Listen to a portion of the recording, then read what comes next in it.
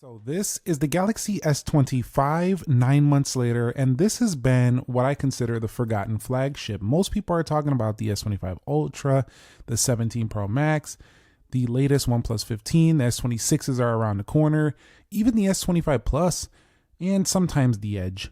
But not many people talk about the smaller S25. This phone right now is on a Black Friday sale for about $675. This is not a sponsored video, but I just checked it out, and this makes it a good time to talk about this again.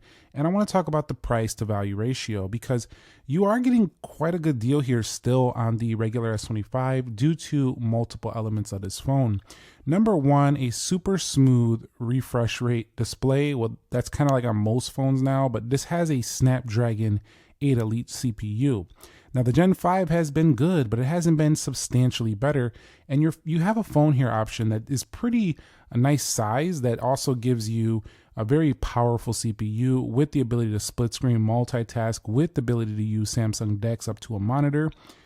So you definitely do have those abilities. Yes, DeX doesn't work great on PC anymore, but you can definitely use it quite a bit on TVs and monitors and stuff like that.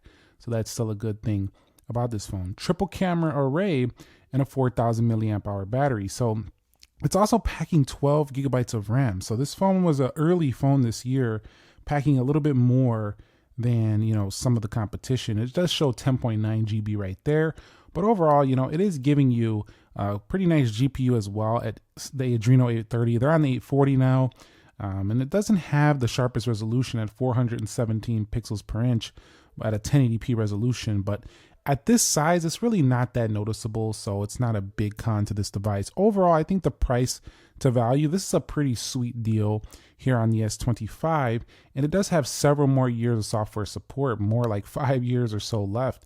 So it's definitely going to be supported for quite some time. So this blue color has been pretty striking. I will say that all year long, I thought this was a pretty nice color. I'm not the biggest fan of these camera rings. I don't think they look the best. We're already seeing those going away on the Galaxy Z Fold 7, so it's likely to go away on S26s as well.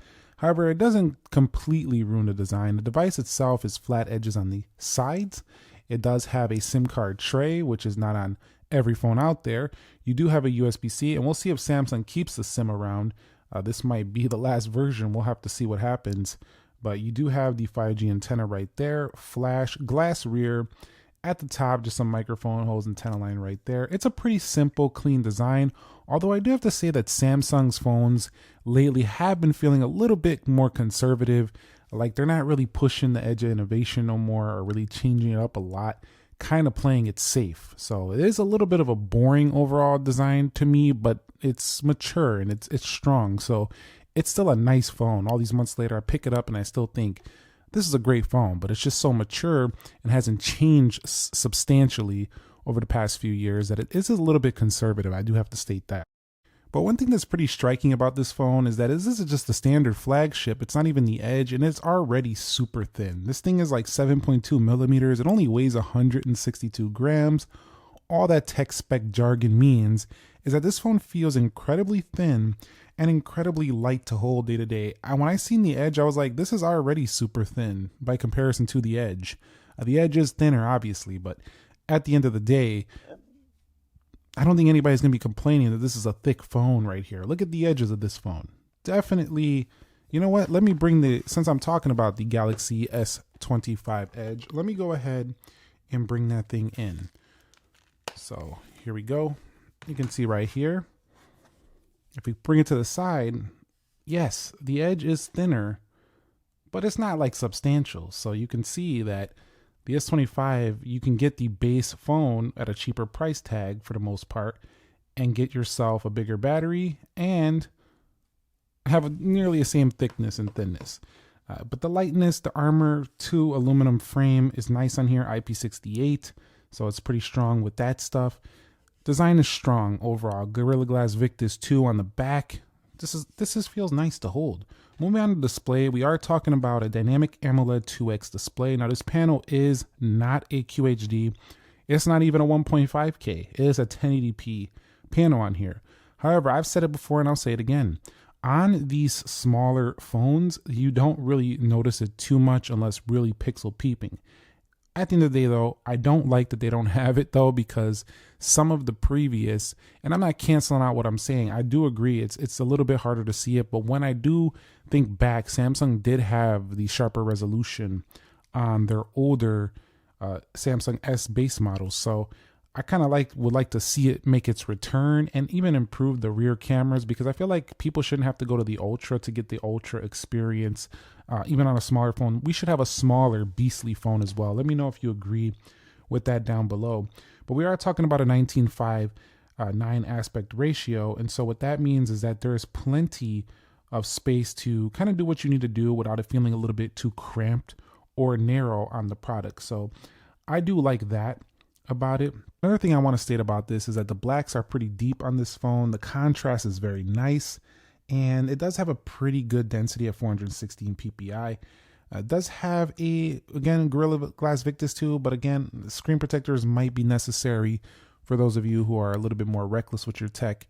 At the end of the day, the Samsung Galaxy S25 has been a really glorious display. It is a little bit small to do some split screen multitasking, as we can demonstrate right here.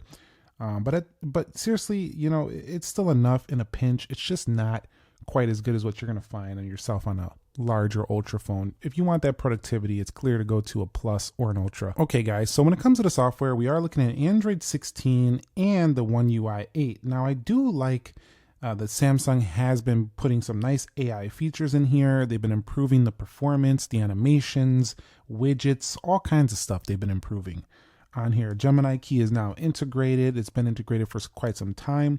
So these phones do feel very smart while also very feature packed. And of course, you do have the same thing you find on most Samsung phones, is a bunch of advanced features. You can also use the theming store in the Galaxy experience as well. So at the end of the day, you are working with a smartphone here that is very fun to use. It does have a lot to play around with, and it kind of doesn't really get boring at all. The hardware itself is a little bit mature. That could be arguably boring, but the software, I tend to still think it's pretty fun. If you want to dig deep and dive deep into a smartphone experience, have some fun, you know, change the theming, go in depth on what you want to do. Samsung does it some of the best. There's some of the best out there when it comes to customization and just having a blast with all the features. It's just loaded with the features. So for me, this is still an argument to be made that Samsung is one of the best when it comes to that. But one of the areas they've really been doing good is the way the animations look. The nonlinear animations have been looking really good, and combine that, they were already getting good on the S24 line, but you can see right here, combining that with this faster CPU, it's been butter pretty much all year long, and everything is smooth. And the thing is that it's no longer like it slows down over time. It stays fast all the time, all year long. And so I've been really, really happy with the performance of this phone software right here. It's been pretty good, and Samsung's been pretty good about updating these phones. However, they still have a little bit of fragmentation. Like, I don't always get it right when I see it going live, and sometimes they close off the beta software registrations early. I'm not a fan of that. I feel like everyone should be able to download the beta whenever they want. I would like them to do that in the future. But overall, you know, it's fun, and the widgets are nice as well. Some would argue that this software does take a little bit too much inspiration from iOS when it comes to some of the UI elements, but I still think it has its own unique look. It still looks very Samsung, so I think it's pretty easy to still tell them apart. Now, when it comes to performance, I don't play games a lot on this phone, so I'm not going to launch no games, but I can tell you that the phone has been basically flawless. Any phone with the 8 Elite is super fast, so there's not much to say about that. I do think the latest version of the One UI has made it more stable and even quicker overall, and you're just not going to experience any major delay, any major lag, anything like that at all for these phones. And they can even handle, when you're putting this USB-C to a monitor, they can handle the multiple applications at once as well. So it just doesn't matter what you're doing. This phone can handle it, and it can actually keep up if you're going very fast as well, due to having the extra RAM on board. So if I go over here, go all the way back, it doesn't matter. It holds everything right where it was.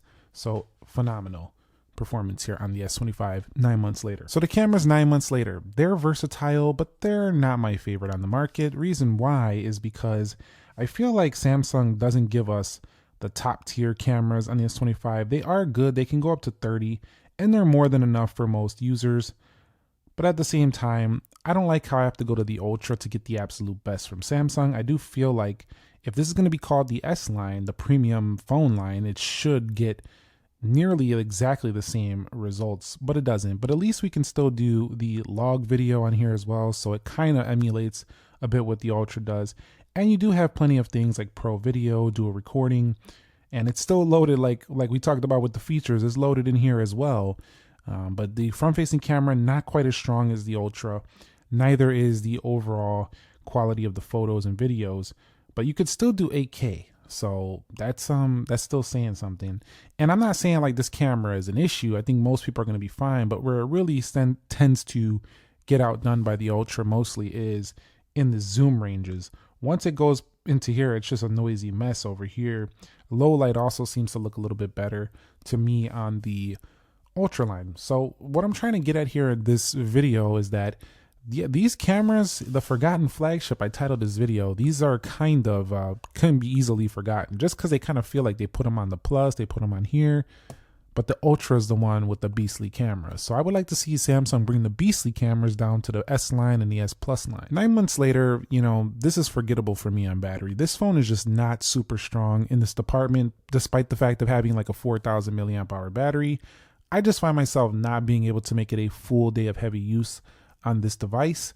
You can go ahead and charge this very fast compared to some other phones, but not quite as fast as like OnePlus phones, for example. It's somewhere in between.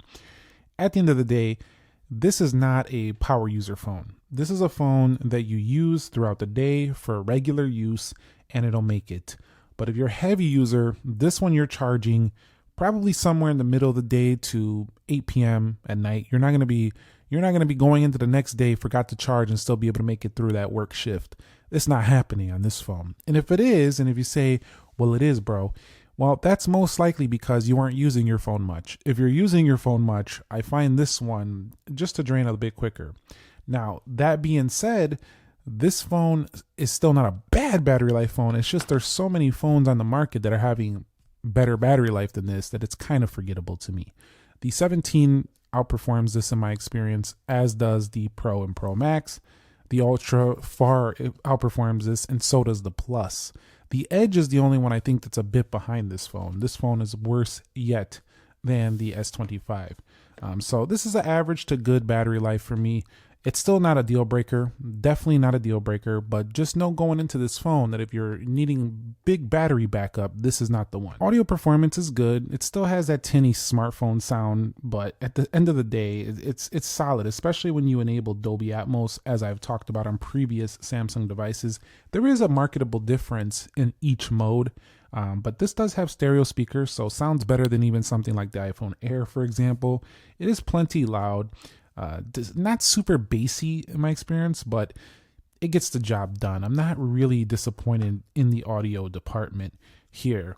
Another thing that's been pretty superb over my 9 months of testing this product is the phone call quality has been really on point, as has been the signal strength. 5G performance also very snappy, and quick Bluetooth responsiveness. So definitely I have had no real issues with the connectivity standpoint of this product. I've enjoyed this, quite a bit. You don't even think about these things, but the reliability of the network performance that has been being introduced in some of the latest phones in the past 2 years, I would say, has been really good. Because back in the day, I felt like I always had to be on Wi-Fi to get the best reliability of coverage. Sometimes 5G would be a little bit weaker. It works, but drops down to LTE too much. Nowadays, though, it seems like everything, whether it's Bluetooth, Wi-Fi, signal strength, as long as you're in a good area with good reception, it's very, very reliable and strong. So a couple other things. The in-display fingerprint sensor has been really good. The bezels on this phone are a bit noticeable. They're not the thinnest I've seen, but they're not thick either. They're, again, not a deal breaker. The Samsung DeX mode works fine. Wireless DeX right there. And there's linking to Windows on here. You can see right there. There's plenty of options in here. And, there's not too much more to talk about. with this phone. It is going to be updated for several more years to come. The S26 is probably going to make this phone forgettable again. But I think if you're going to cop one of these Samsung S25s on a Black Friday deal or something of that sort, you're going to be pretty happy. Do keep in mind, though, that most of the Samsung phones will be on sale. So if you do need bigger battery, I do recommend going to the Plus. If you need the best camera and the best overall Samsung experience, go with the Ultra.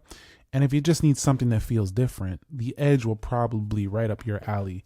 But if you're the type of person who wants a compact flagship that doesn't really make any major sacrifices, the Samsung S25 has knocked it out of the park. You know, it really doesn't have too many faults. And if you noticed here, I'm trying to say things about the phone. It's kind of hard to find angles where it has a fault because it really doesn't have too many faults on the device. So if you have a Samsung S25, you plan on buying one, or anything you want to discuss about this phone, comment it down below. Let's chat in the comments.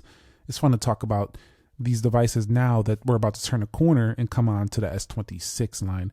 Thumbs up if you enjoyed it. Subscribe if you haven't already. Nick here. Be sure to be well. I'll catch you on the next episode. And peace.